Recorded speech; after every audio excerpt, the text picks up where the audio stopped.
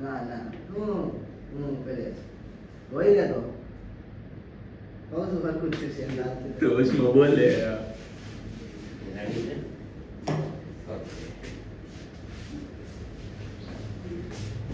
Hello hello, तो मैं फिर से आ गया हूँ आपके लिए एक बार आईएमपी का महा डोज लेके। आज अपन बात करेंगे यहाँ सेक्शन सी के आईएमपी की। एग्जाम बस आ ही गया है, ठीक है, दरवाजे पे नॉक हो चुका है और आप भी अपनी प्रिपरेशंस को एकदम से जोर से करे हुए होंगे। आज आपकी प्रिपरेशंस को थोड़ा और बेटर करने के लिए अब आपने सब कुछ पढ़ ही लिया है, तो अब क्या करना चाहिए, किस बात का ज्यादा रिवीजन करना चाहिए, तो वो लेके आया मोस्ट टाइम भी है। इसी को मोस्ट टाइम भी कहता है। ये मोस्ट टाइम भी आपको पहले रटना है, पहले इसको करना है, समय रहते दूसरे क्वेश्चंस करने हैं। तो चलिए बिना किसी बात के, कोई टाइम पास करते हुए नहीं, आगे बढ़ते हैं। आज साइंस की मोस्ट टाइम भी देखेंगे अपन, सेक्शन सी स्टैंडर्ड 10। चलिए शुरू करते हैं वन बाय वन। हाँ, तो हमारी पहली स्लाइड आ रहा ये सेक्शन सी में चैप्टर 1 से क्वेश्चंस आएगा। जो चैप्टर से क्वेश्चंस आते हैं वही चैप्टर को सेक्शन सी में हमने ऐड करा है। बाकी सेक्शन डी के लिए भी मैं कल, मोस्ट प्रोबेबली है कि कल मैं आपको एक वीडियो दे ही दूंगा। बहुत दिक्कतें आ रही है, लेकिन कोशिश मैं जरूर करूंगा कि आपको मैं वीडियो दे दूं। चैप्टर 1 क्या कहता है, जल्दी जल्दी जाऊंगा मैं, आपको यहाँ सॉल्यूशन ही कराऊंगा ताकि थोड़ा सा मैं आपका भी बचे और मेरा भी। What is the decomposition reaction, कहता क्या है डिकम्पोजिशन रिएक्शन, बताओ। ये तो एप्लीकेशन पूछा जाएगा। Write the one equation is for the decompositions in which energy supplied in the form of heat, light and electricity. कहता है what is the decomposition reaction, तो it is a reaction in which a single reactant and more than one product। तो ये वही reaction है जिसमें एक reactant होता है और एक से ज्यादा कौन होती है प्रोडक्ट होती है। इसके 3 टाइप है, एक है थर्मल डिकम्पोजिशन, एक है डिकम्पोजिशन बाय लाइट और एक है डिकम्पोजिशन बाय इलेक्ट्रिसिटी। तीनों के एक एक एग्जांपल्स आपको देने के लिए बोला गया है। जब बोला गया है तो आपको लिखने भी तो पड़ेंगे, है ना। चलिए थर्मल का क्या हो सकता है, तो कैल्शियम कार्बोनेट वाला लगा दो भैया, CaCO3 CaCO3 हीट देंगे, कैल्शियम ऑक्साइड प्लस CO2, खत्म हो गया। लाइट HCl वाला लगा दो, इलेक्ट्रिसिटी H2O, ठीक है, हो गया काम खत्म। यह है क्वेश्चन है चैप्टर 1 का।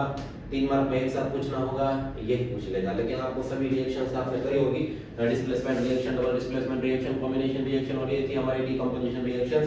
ये वाला क्वेश्चंस बार-बार पूछा जा रहा। Describe the combination and displacement reaction. देखो मैंने ये भी लिख दिया, कॉम्बिनेशन रिएक्शंस, डिस्प्लेसमेंट रिएक्शंस को डिस्क्राइब करो। कैसे डिस्क्राइब करते हैं ना, मैं आपको थोड़ा सा समझा दूं। पहले आपको ऐसे करके कॉम्बिनेशन, फिर उसका डेफिनेशन, फिर उसका एग्जाम्पल, 1 2 3, फिर बी करके डिस्प्लेसमेंट, डेफिनेशन, डेफिनेशंस के बाद एग्जाम्पल। इस तरीके से लगाएंगे, ठीक है। पॉइंट से बनाना, जो कुछ भी लिखो आप पॉइंट से लिखो। कॉम्बिनेशन रिएक्शंस तो एक कहता है कौन है कॉम्बिनेशन, तो जिसमें भाई साहब more than one reactant, single product, उसी को बोलते हैं displacement reaction. When an higher active metal react lower active metal from its compound, then it is called displacement reactions। तो इस तरीके से करना है। हो गया। तो चैप्टर 1 की है आयन का मतलब ये है कि आप इसको करेंगे और इसको पहले करेंगे, लेकिन इसका मतलब ये नहीं कि आप दूसरा कुछ भी छू भी ना। हाँ, लेकिन अगर आप एक एवरेज बच्चे हैं, ठीक है, आप एक एवरेज बच्चे हैं, तो बस इसी को करिएगा, इसी को करिएगा और इसमें से ही आएगा, भरोसा रखिए। आगे Convert the following statement into the balanced chemical equation. Write the type of the process also. तो यहाँ पर कुछ आपको स्टेटमेंट दिए हैं, इसी स्टेटमेंट को रिएक्शंस में कन्वर्ट करना है, ऐसा पूछा जाएगा। या तो रिएक्शंस दी होगी आपको स्टेटमेंट में कन्वर्ट करने को पूछेगा, या तो स्टेटमेंट का ज्यादा पॉसिबिलिटी है, स्टेटमेंट दिया होगा आपको रिएक्शंस में कन्वर्ट करने को बोलेगा, और ये भी पूछेगा कि ये कौन से टाइप के रिएक्शंस है। तो इस तरीके से आपके टेक्स्ट बुक के एक्सरसाइज में ये वाले क्वेश्चंस हैं, आप उसको जरूर लगाइएगा, ठीक है। उसमें से मैंने ये क्या चुना हुआ कि क्या क्या हो सकता है कि hydrogen gas combine with nitrogen gas, hydrogen gas combine with nitrogen gas formed ammonia, ले अमोनिया बना दिया। रिएक्शन मैंने लिख दिया। पूछा है कौन से टाइप की रिएक्शन हो सकती है, तो कौन सी है? रिएक्टेंट ज्यादा है, प्रोडक्ट सिंगल है, हो गया ये कॉम्बिनेशन, है ना। Hydrogen sulphide gas burns in air to give the water and sulphur dioxide. Hydrogen sulphide gas burns का मतलब है ऑक्सीजन के साथ रिएक्शन करेगा, क्या बना रहा? H2O plus sulphur dioxide. ये कौन सा रिएक्शन हो गया? तो ये हमारा ऑक्सीडेशन रिएक्शन हो गया। कौन सा रिएक्शन हो गया? ये oxidation reaction. Next, potassium metal react with water to give the potassium hydroxide and hydrogen gas. Potassium metal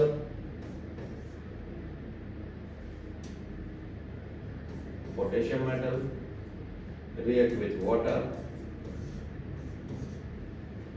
to form, क्या फॉर्म करता भी पोटेशियम हाइड्रोक्साइड यानी KOH बनाता है, प्लस क्या बनाता है? हाइड्रोजन गैस रिमूव करता है। ये कौन सा रिएक्शन हो गया? तो ये अपना रेडॉक्स रिएक्शन होगा। हाइड्रोजन के पास ऑक्सीजन था, अब नहीं है, तो ऑक्सीजन रिमूव हो गया, तो इसका बोलेंगे अपन कि ये तो रिडक्शन हो गया। पोटेशियम के पास ऑक्सीजन ऐड हो गया, पोटेशियम का क्या हो चुका है? ऑक्सीडेशन हो चुका है, तो ये रिडक्शन भी है, ऑक्सीडेशन भी है, तो इसको रेडॉक्स बोलेंगे, है ना। गुड, चलिए आगे बढ़ते, मैं ज्यादा नहीं करा रहा, ये सब आपको करने हैं। इस तरीके के क्वेश्चंस हैं, आपको लगाने हैं, आराम से करिएगा। डन है। मैं आगे जाके किस स्लाइड से जाता हूँ? सर क्या है आगे और चैप्टर बदलेगा या इस चैप्टर से आप आईएमपी देते रहेंगे? देखते हैं बदलता नहीं बदलता, नहीं बदलेगा। जब तक सिंगल कलर की स्लाइड आ रही है, इसका मतलब चैप्टर सेम है। स्लाइड का जब कलर बदल जाएगा, चैप्टर बदल गया, ठीक है।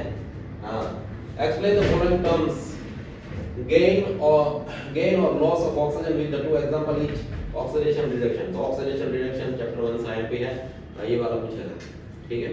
ऑक्सीडेशन रिएक्शंस का डेफिनेशन देना है, रिडक्शन रिएक्शन का डेफिनेशन देना है, दोनों रिएक्शंस के दो एग्जांपल चिपका देने हैं, और आगे थोड़ा एक्स्ट्रा भी लिखो कि ऑक्सीडेशन और रिडक्शन रिएक्शन जब एक साथ होते हैं तो ऐसे रिएक्शंस को रेडॉक्स रिएक्शन कहते हैं, और उसका भी एक एग्जांपल दे दो। 3 मार्क का क्वेश्चन ऐसे लिखते हैं, ठीक है। ये नहीं कि oxygen add oxidation, oxygen remove hydrogen, खत्म, 3 मार्क नहीं मिलेंगे इससे, ठीक है। आप जो जानते हो, आप जो भी जानते हो, डन है।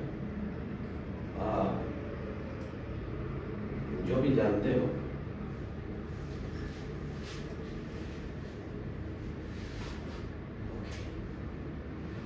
स्लाइड इधर चला गया।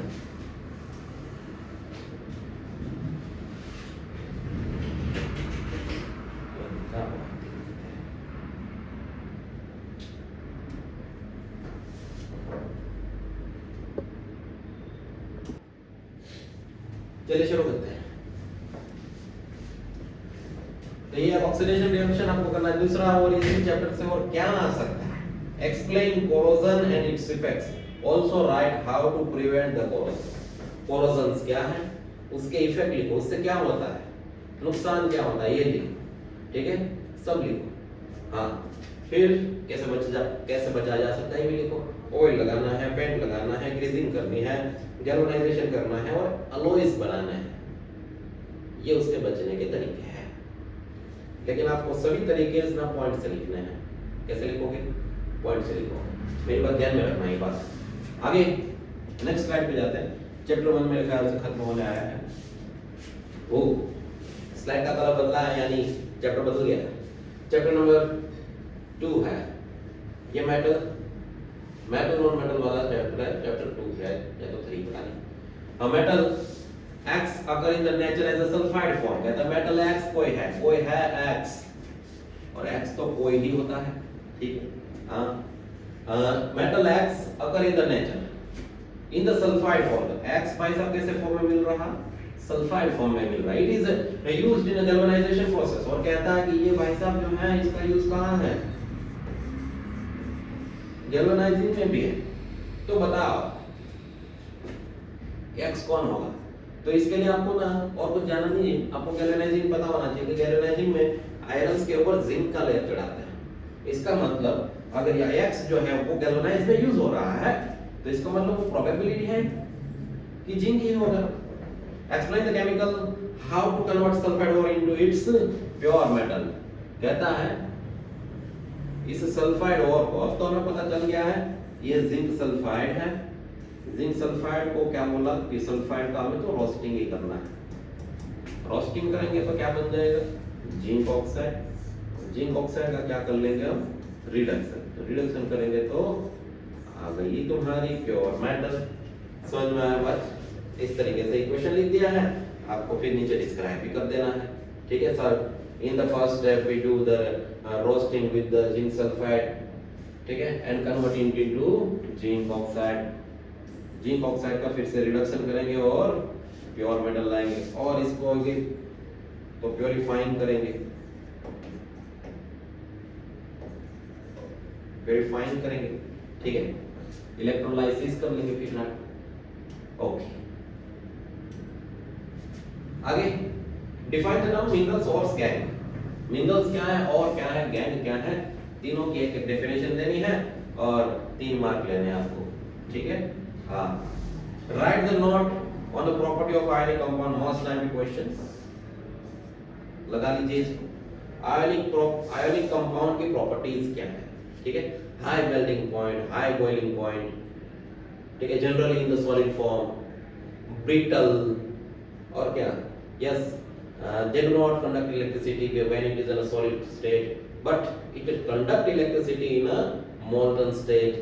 ये आपको लिख देने हैं, हो गया आयनिक के, ठीक है। हाँ, ले तो आयनिक कंपाउंड्स की प्रॉपर्टी आएगा, पूछेगा, जरूर पूछेगा, मोस्ट टाइम के क्वेश्चंस है, ठीक है। ओके, बच्चों में आगे जाओ, चलो ना सर, राह किसकी? अच्छा, स्लाइड का कलर नहीं बदला, मतलब सेल्फ चैप्टर कंटिन्यू करने वाले हैं। क्या है? Describe with the diagram electrical separation method for the refining of copper. I B question, ठीक है। डायग्राम्स के साथ इलेक्ट्रोलाइटिक रिफाइनिंग पूछा गया है, इलेक्ट्रोलाइसिस बोले तब भी लिख देना, कॉपर का प्यूरिफाइंग बोले तब भी लिख देना, बात एक ही होती है, समझे? ले तो describe with the diagram electrical separation method for the refining of copper. Copper की रिफाइनिंग कैसे होगी? Copper. Next questions, explain the extraction method of the metal which is lies in the middle activated series. देखो extractions तो तीनों का पूछ सकता है, लेकिन मिडल एक्टिवेटेड सीरीज का ज्यादा प्रोबेबिलिटीज है, ये आएगा जरूर, ठीक है। हां, यहां तो सिर्फ चार्ट भी ड्रॉ करने को बोल सकता है कि low activated series, middle activated series and higher activated series का एक्सट्रैक्शंस का चार्ट बनाओ, ये भी पूछ सकता है, ठीक है। आपको चार्ट डालना होगा तो आप ये मिडल एक्टिविटीज को जानते होंगे कि मिडल एक्टिविटीज में जो कोई भी होता है या तो वो सल्फाइड के फॉर्म में होता है या तो कार्बोनेट के फॉर्म में होता है।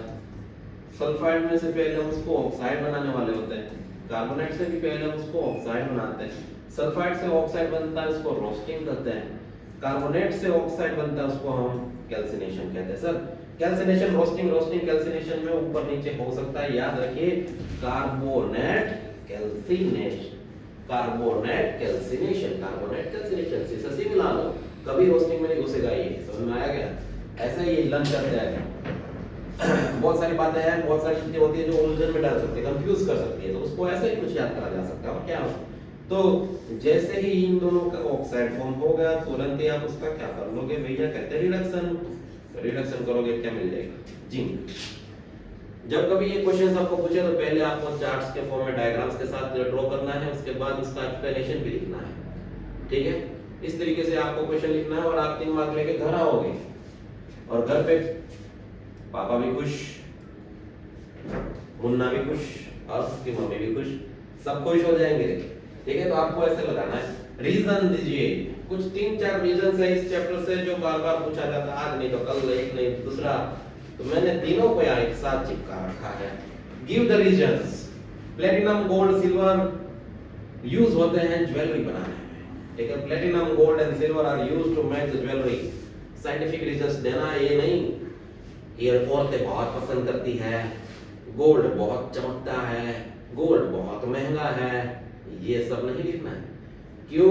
साइंटिफिक रीजन दीजिए तो कहता है कि गोल्ड सिल्वर एंड प्लेटिनम ये जो है वो ज्यादातर इनएक्टिव फॉर्म में रहते हैं, इसलिए इसमें क्या नहीं होता, कोरोजन नहीं होता। कोरोजन नहीं होता इसलिए ये भाई साहब क्या है, लॉन्ग लास्टिंग है। एक तो ये रीजन था। दूसरा रीजन ये है कि भाई साहब platinum gold and silver most valuable metal है। मोस्ट वेलेबल मेटल होने की वजह से इसका शेप बनाना, इसको शेप में कन्वर्ट करना इजी होता है और इसीलिए इसका ऑर्नामेंट्स बनता है। अंडरस्टैंड है? ओके। एग्जांपल भी दे देना कि विथ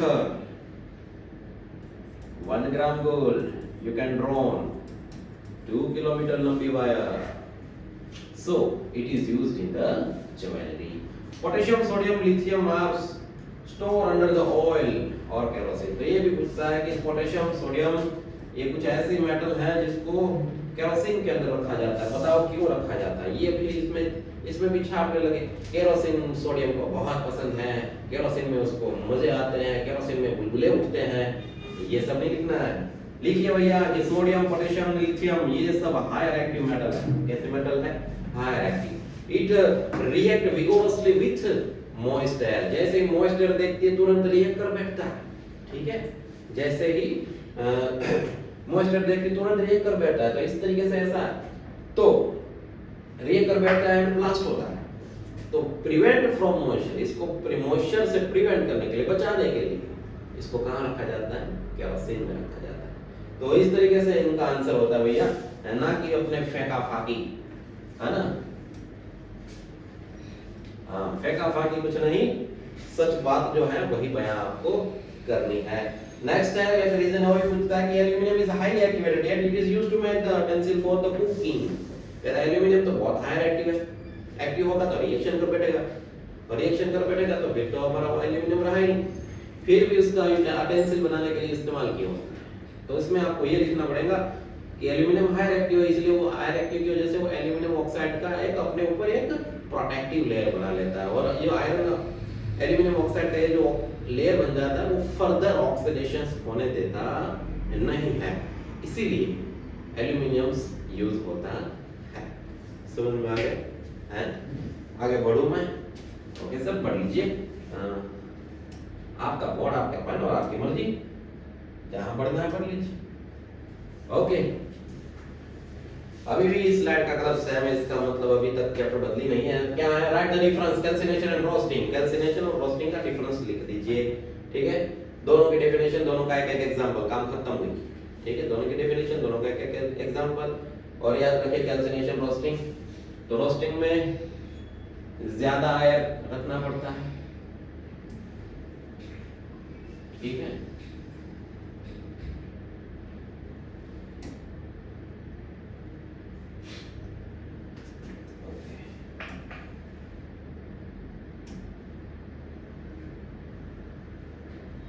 What is happening?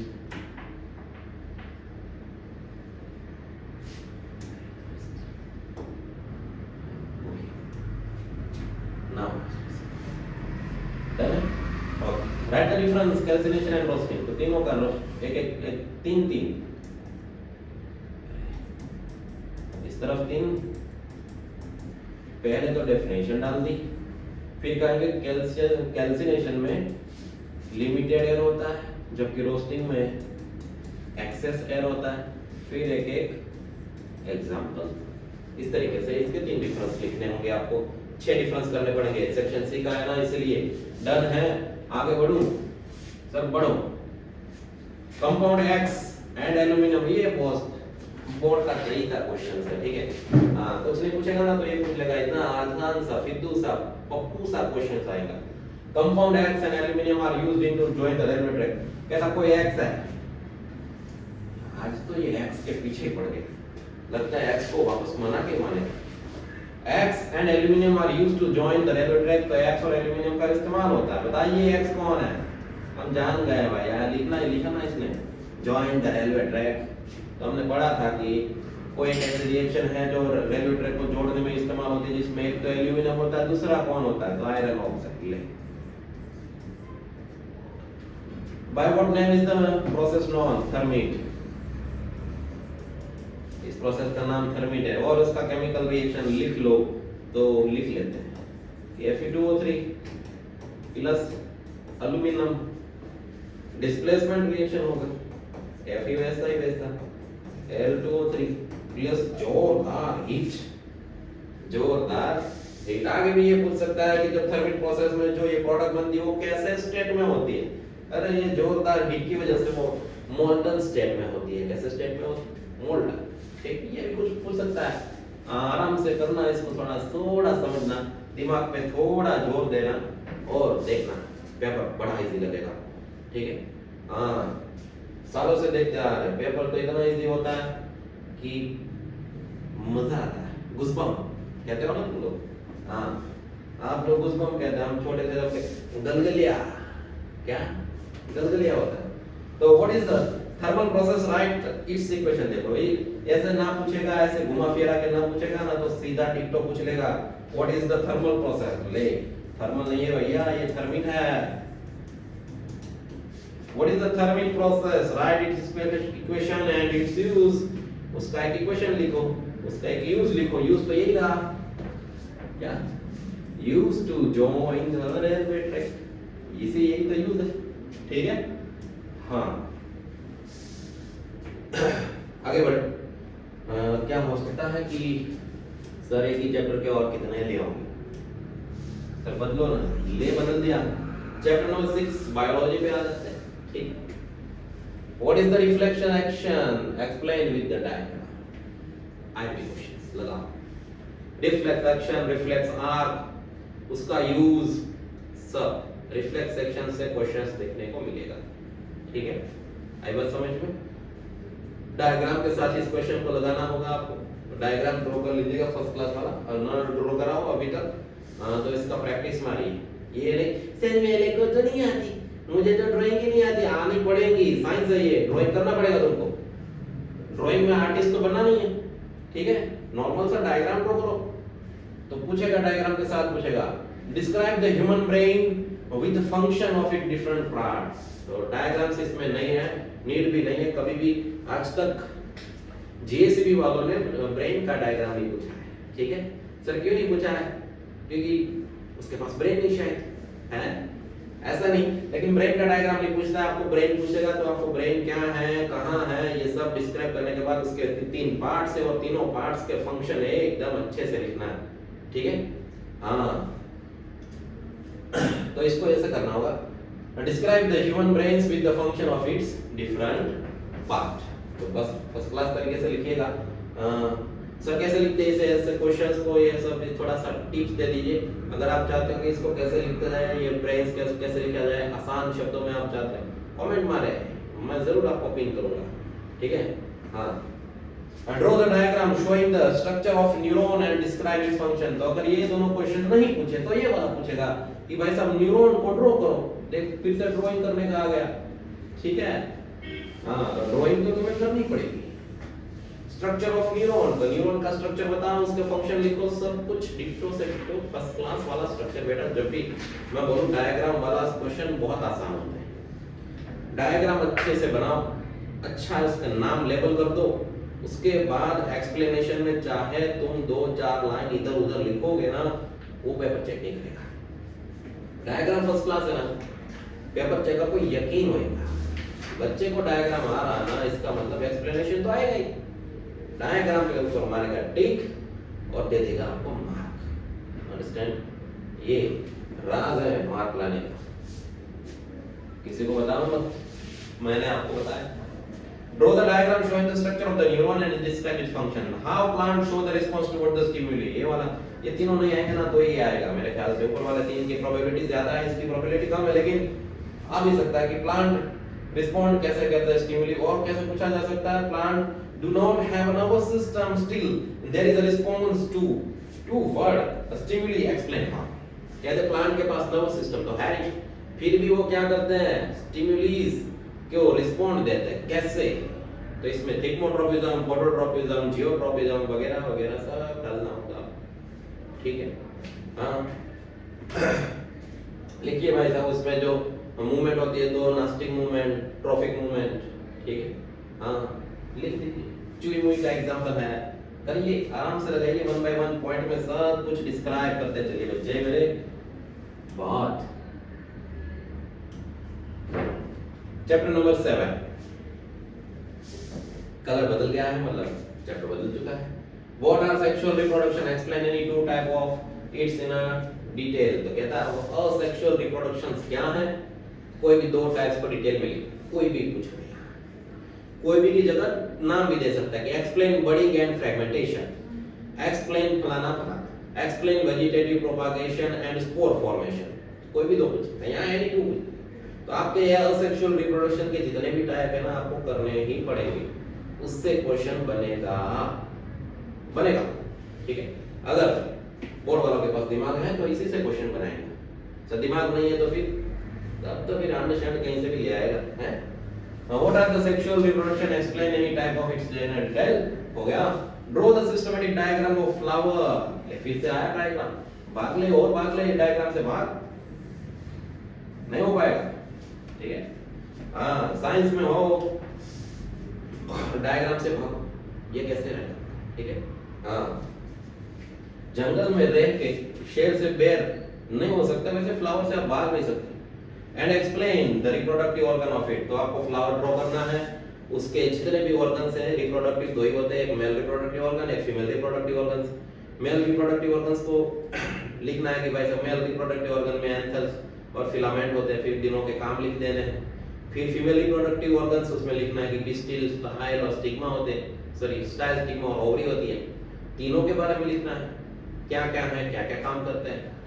फिर आप थोड़ा और बढ़ाना चाहो इसको, उसको थोड़ा और बड़ा करना चाहो तो लिख सकते हो कि on the basis of part present on the flower, flower can be divided into two parts, unisexual flower, bisexual flower, ये भी लिख सकते हैं। तो इस तरीके से क्वेश्चंस बड़ा सा एकदम से डिट्टो वाला करना, ठीक है, आराम से हो जाएगा, यकीन रखो। State the various method of the contraceptions, ओए तो contraceptions in a human and explain any of two, ठीक है। कहते कॉन्ट्रासेप्टिव मेथड क्या है और किसी दो को एक्सप्लेन करो, किसी दो को पूछा है, आपको कुछ भी पूछ सकता है, ठीक है। हाँ कि भाई सब कॉन्ट्रासेप्शंस को बताओ, what is the contraceptions, explain mechanical and surgical method, पूछ लेगा, नाम लेके पूछेगा तो वही करना जो पूछा है। एनी टू फेनी टू पूछे तो आपको जो आता है वो कर लीजिए। कॉन्ट्रासेप्शन मेथड इसको पढ़ लो, इसको जानना बहुत जरूरी है, अपन जानते नहीं इसलिए पॉपुलेशन इतना बढ़ा हुआ है। जानो कॉन्ट्रासेप्शन मेथड को, ठीक है। हाँ describe the structure of male reproductive system with diagram, यहां सिर्फ एमएल लिख दिया, फीमेल ज्यादा पूछने के साथ सर मेल रिप्रोडक्टिव सिस्टम आएगा या फीमेल रिप्रोडक्टिव सिस्टम आएगा, तो दोनों में से फीमेल का आना हमें लगता है कि थोड़ा सा ज्यादा इंपॉर्टेंट है, ठीक है। हाँ मेल रिप्रोडक्टिव सिस्टम उतना खास नहीं आएगा, मेल आएगा तो डायग्राम्स के साथ भी नहीं पूछेगा, मेल रिप्रोडक्टिव सिस्टम डायग्राम के साथ पूछा नहीं गया है, फीमेल रिप्रोडक्टिव सिस्टम डायग्राम के साथ। अगर नहीं भी पूछा है ना डायग्राम, फिर भी आप फीमेल रिप्रोडक्टिव सिस्टम जब कभी पूछा जाए तो डायग्राम ड्रॉ करेंगे, डायग्राम से ही फिर आपके मार्क बन जाएंगे आगे, अंडरस्टैंड। हाँ याद रखें मेरे बात। आगे तो इसलिए क्वेश्चंस यहाँ पर इंपॉर्टेंट थे हमारे। अब बढ़ जाता हूँ,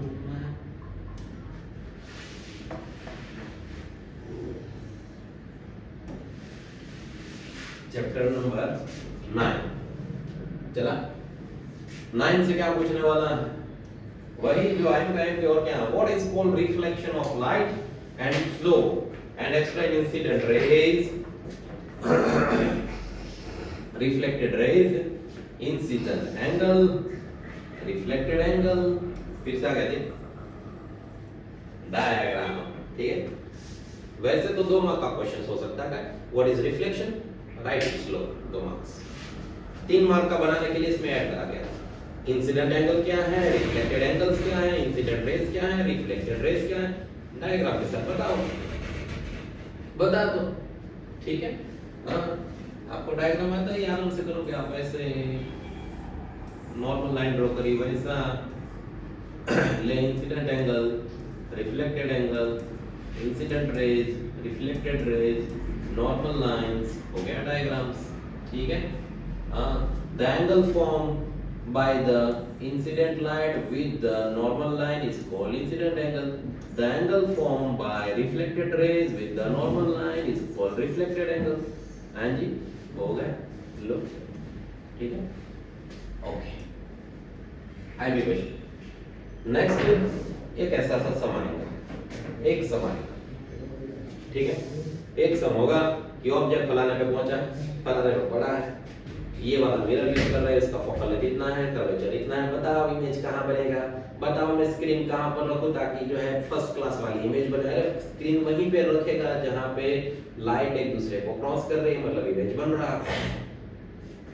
तो इस तरीके से देखो ना क्या लिखा है, an object of 4 centimetre height, एक ऑब्जेक्ट है जिसकी हाइट 4 सेंटीमीटर है, placed at a distance from the 25 centimetre of the concentric mirror. देखो लिखा नहीं है कॉन्केव है या कॉन्वेक्स है, लेकिन लिखा है कॉन्सेंट्रिक है, इसका मतलब कॉन्केव है। तो कॉन्केव मिरर के जिसकी फोकल लेंथ भी दी गई है कि फोकल लेंथ 15 है, what distance should the curtain be placed, curtain कहां पे रखूं, अरे वहीं रख जहां पे इमेज बन रहा। ठीक है, तो कर्टेन वहीं रखा जाएगा जहां इमेज बनेगा। Of the mirror that clear reflection, clear reflection लिख देते हैं, क्लियर रिफ्लेक्शन, क्लियर इमेज लिख देता तो क्या जाता, आपको लगता है क्लियर रिफ्लेक्शन, क्लियर रिफ्लेक्शन, अरे इमेज पूछ रहा भैया। Often one it's find the type of reflection and it's v find करना है, इमेज की हाइट फाइंड करनी है, और इमेज कैसा है, रियल है, इन्वर्टेड है, फलाना है, कैसा है आपको। ठीक है, तो आपको साइन भी लिखना होना चाहिए कि u दिया है कि कहां पर है 25 centimetre, but u always negative. f कहां है, तो f कैसा 15 नेगेटिव आएगा, कॉन्केव है ना इसलिए। अब u है तो आपके पास r भी आ गया, r कितना होगा, वो 30 बनेगा माइनस होगा। ठीक है, हाइट आपको दे दी है 5, हाइट कैसी होती है, आपको फाइंड क्या करना है, h डैश, फाइंड क्या करना है, v। ठीक है, एक ही फार्मूला है, 1/v 1/u is equal to 1/। Sir बीच में प्लस आएगा या माइनस आएगा, याद नहीं रहता सर, 1/v 1/u 1/f, तो ठीक है, बीच में माइनस आएगा, प्लस मिरर में प्लस होता है माइनस होता है, तो देखिए ना लेंस यानी लेंस, लेंस यानी लेस माइनस, तो ये लेंस तो नहीं है, मिरर है तो लेंस की जगह मिरर है इसलिए प्लस, ऐसे याद रखा मैंने तो।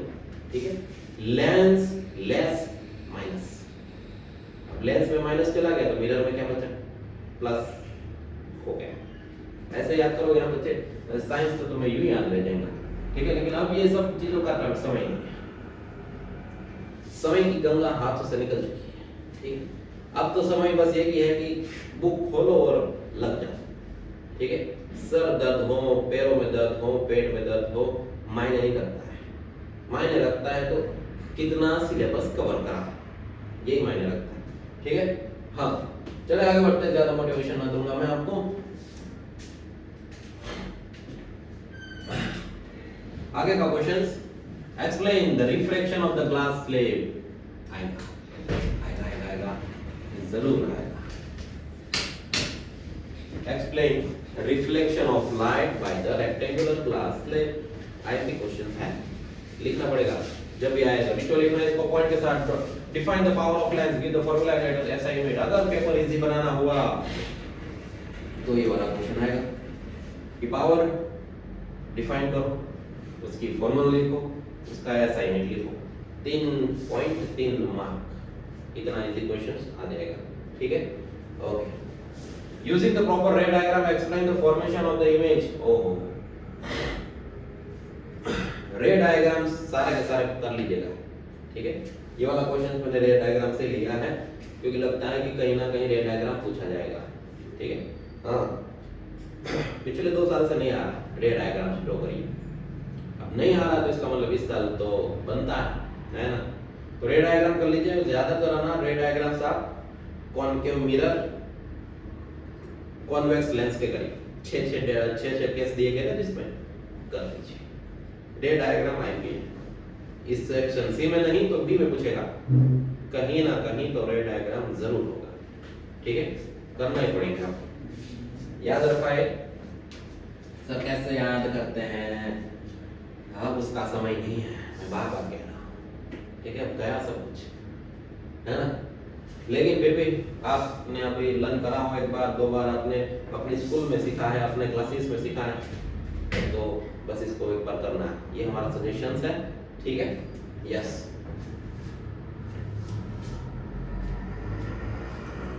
आगे का स्लाइड और चैप्टर नंबर 11, कलर बदल चुकी है, इसका मतलब चैप्टर बदल चुकी है, ठीक है। चैप्टर 11 कहता है what is the potential difference, write it's ऐसा unit here and with write the name of the instrument by which it is the measure also define the word. Potential difference के बारे में वाला क्वेश्चन है, ये नहीं आया तो what is the electric current, write its unit, write the name of instrument by which it is the measure, हैं, ये सब आ जाएगा। आई बात समझ, ये क्वेश्चन। सो एम्पियर वाला करंट वाला क्यों नहीं डाला, क्योंकि करंट वाला मैंने सेक्शन बी में डाल रखा है, अगर आपको याद हो तो, ठीक है। तो करंट में डाल रखा है इसलिए मैंने पोटेंशियल वाला यहां डाल दिया। दोनों क्वेश्चन बड़े आईएमपी हैं, बहुत सारा एमपी है, कर लीजिए, आराम से लगाइए इसको। Next, what is the heating effect of electric current, right, ये वाला राइट नहीं आएगा। Right the example of the practical applications of heating effect of electric current, ये क्वेश्चन का MP. What is the heating effect of electric current when electric current flow from the conductor due to resistance of the conductor, some electricity converting to heat, this phenomena is called heating effect of electric current. ऐसे first class वाला definition लिखने के बाद नीचे फिर point कुछ बनाना, आपको जो भी बनाना है स्टेप बाय स्टेप बनाइए और लिखिए heat practical application of the heating effect, उसके बाद 3-4 एप्लीकेशंस लिख दीजिए, काम खत्म हो गया, आंसर अंडरस्टैंड है, okay. Next, derive the formula equivalent resistance when register connection in series. देखो यहां मैंने सिर्फ सीरीज वाला डाला है, लेकिन सीरीज और पैरेलल, सीरीज और पैरेलल कनेक्शंस दोनों आईएमपी क्वेश्चंस है, ठीक है, पूछ लेगा। हाँ, तो इसको करना भूलना मत, series connection, parallel connection, derive the formula सब करना होगा, ये दोनों क्वेश्चंस तो करना ही है, ठीक है। हाँ, जो अनपढ़ से अनपढ़, जाहिल से जाहिल, गवार से गवार भी है ना, वो भी ये दोनों क्वेश्चंस करेंगे। कौन से? Series connection, parallel connection, IMP है, ठीक है। फॉर्मूला देखो आ गया,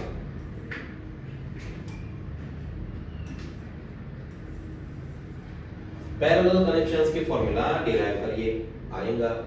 Which law gives the relation between the potential difference across the metallic wire and current through that it? Describe it in a brief। कहता है कौन सा लॉ है जो बताता है पोटेंशियल डिफरेंस और इलेक्ट्रिक करंट के बीच का रिलेशंस। तो रिलेशंस क्या कहता है? तो रिलेशंस कहता है इससे दूर रहो, वो रिलेशन नहीं लेते, ये वाला R is equal to V by I, ये वाला रिलेशंस किसने बताया? कहते हैं ये तो ओहम ने बताया। फिर describe it in a brief, brief में डिस्क्राइब यानी ओहम्स लॉ डिस्क्राइब करने को कह रहा है, ये तो कर दीजिए ना, ओके। ओहम्स लॉ डिस्क्राइब कर दीजिए। ओहम ने जो बताया था कि रेजिस्टेंस भाई सब फलाने पे डिपेंड करता है, लेंथ पे डिपेंड करता है, क्रॉस सेक्शन एरिया पे डिपेंड करता है, रेजिस्टिविटी पे डिपेंड करता है, वो सब लिख दीजिए। 3 मार्क का क्वेश्चन ऐसे बनेगा, हैं। फॉर्मूला सर भूल जाते फिजिक्स में, फॉर्मूला याद रहती नहीं, तो इस फॉर्मूला रटने का आसान तरीका है रवि। ये कौन है? कहते हैं रवि। तो ओहम्स का छोटा भाई रवि, तो ओहम का फॉर्मूला रवि है। वैसे बहुत सारे फॉर्मूला होते हैं जैसे कि I upon Q upon T। I कैसी है? QT। I ऐसे समझते हो ना, अम्मा मम्मी I कैसे है? QT। वाह, ऐसे फॉर्मूला याद करा जाता है। ठीक, good. Right a short note on the electric power. Electric power के ऊपर शॉर्ट नोट लिखो। ठीक है, आराम से लिखो। सर ऊपर वाले क्वेश्चंस पहले लगाएंगे, ये right a short note on power उसके लास्ट में करना। इसकी प्रोबेबिलिटी हमको कम दिखती है लेकिन हो सकता है कि आ जाए। ठीक है, बोर्ड वाले के ऊपर भरोसा नहीं कर सकते। ठीक, क्योंकि बोर्ड वाले का बीबी की तरह होता है, कब मूड बदलते पता नहीं। ठीक है, अच्छे मूड अच्छा पेपर, बुरा मूड बुरा पेपर। और मूड स्विंग होते हैं, जैसे कि लेडी के मूड स्विंग होते हैं मेंस्ट्रुएशंस पे, लेकिन भाई साहब बोर्ड वाले का मेंस्ट्रुएशन चलता ही रहता है, हर रोज यहाँ मूड स्विंग कर जाते हैं इसके। चले आगे बढ़ता हूं मैं। Right a short note on electric fuse, ये भी क्वेश्चन आएंगे। इलेक्ट्रिक फ्यूज के ऊपर नोट्स लिख दो, ओके लिख दी। नेक्स्ट क्वेश्चन है एन इलेक्ट्रिक, ओके। और इस चैप्टर से एक छोटा मोटा भी दूसरा सम आएगा। ठीक है, एन इलेक्ट्रिक बल्ब जिसकी रेजिस्टेंस 25 ओम है and unknown resistance R connected in the circuit, एक अननोन रेजिस्टेंस भी दिया गया है, 12 वोल्ट बैटरी के साथ जोड़ा गया है, 0.4 एम्पियर करंट फ्लो हो रहा है। Find the value of unknown resistance, तो अननोन रेजिस्टेंस की वैल्यू क्या है ये आपको पता नहीं है, and the potential difference between the two and of the bulb and the two end of the unknown resistance। तो थोड़ा सा बता देता हूं मैं कि एक ऐसा सर्किट है, एक अननोन रेजिस्टेंस डाला गया, एक ऐसे बल्ब डाला गया है, बैटरी से जोड़ा गया है। ये कितने का है मालूम नहीं है, ये भाई साहब 25 ओम का है। ठीक है, बैटरी कितने की है? 12। सर्किट से करंट कितना जा रहा है? 0.4 एम्पियर। ठीक है, ओके। डेटा लिखने के बाद फॉर्मूला लगाइए और आंसर ले आइएगा। ठीक है, चला। तो इस तरीके से क्वेश्चन देख, एक आध सम इस तरीके का देखने को मिलेगा ही, ये जरूर मिलेगा। अंडरस्टैंड है कि नहीं? ओके, चला नेक्स्ट आगे बढ़ते हैं।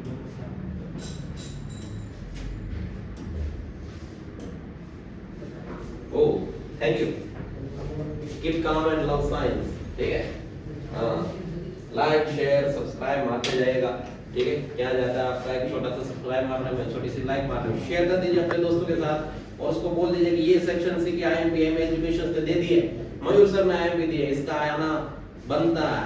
सर क्या आपके कोई पर्सनल रिलेशन है क्या बोर्ड वालों के साथ? ऐसा कुछ नहीं है, बस एक्सपीरियंस है हमारा और कहता हूँ कि ये आएगा, इसको रट्टा मार लीजिए।